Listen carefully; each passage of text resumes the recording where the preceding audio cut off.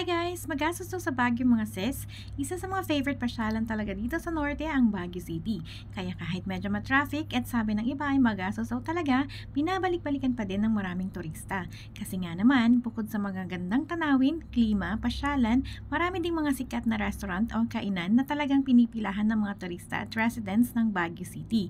Madalas talaga kahit sobrang haba ng pila ay naghihintay pa din para matikman ang mga favorite nating food trips. Kaya kung minsan ay hindi talaga maiwasang mapagastos tayo at kapusin ng budget nang hindi inaasahan, lalo na pag medyo marami tayong pumapasyal kasama ang friends or family. Pero alam niyo bang may kainan din dito sa town proper na literal na pangmasa ang presyo at mabubusog ka talaga? Kung nandito kayo sa Session Road at tinatnan na ng gutom pero gusto niyo ng mga lutong bahay for a change, saan nga ba pwedeng kumain na magaan sa bulsa?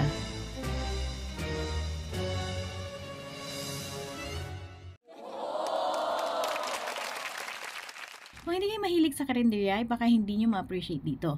Pero kung sawa na kayo sa mga fast foods at medyo tight ang budget, pasok lang kayo dito sa Porta Vaga. Dito nga natin makikita ang kantin na nagsaserve ng mura at masarap na budget meal na kinakainan ng mga empleyado at mga estudyante. Akit lang tayo sa next floor mga sis, at pag nakita nyo na ang Jet Bookstore, mag-turn left lang ng konti at dumiretso hanggang makita nyo ang area na to. Parang waste na ako dito ah.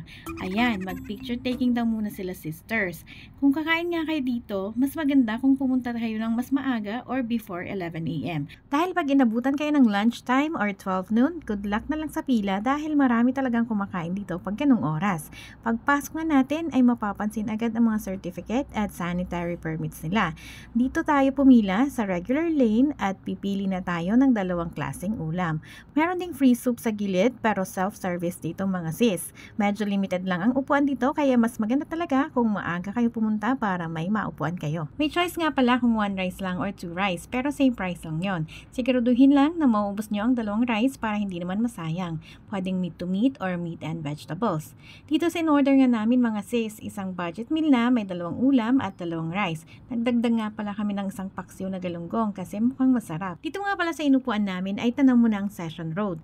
At pagkatapos kumain, kayo na rin ang magliligpit ng pinagkainan ninyo dito sa Clean As You Go station nila. At eto na mga sis ang price list nila nung kumain kami dito. 110 lang ang lahat ng binayaran namin. Pero kung hindi kami nag-add ng paksiw na galunggong, 65 pesos lang per person ang babayaran namin para sa 2 ulam at 2 rice. O diba, ang laki ng savings. Try nyo din dito for a change. Sana lang ay same price pa din pag pumunta kayo. Umaabot hanggang dyan ang pila pag lunchtime kaya agahan ninyo.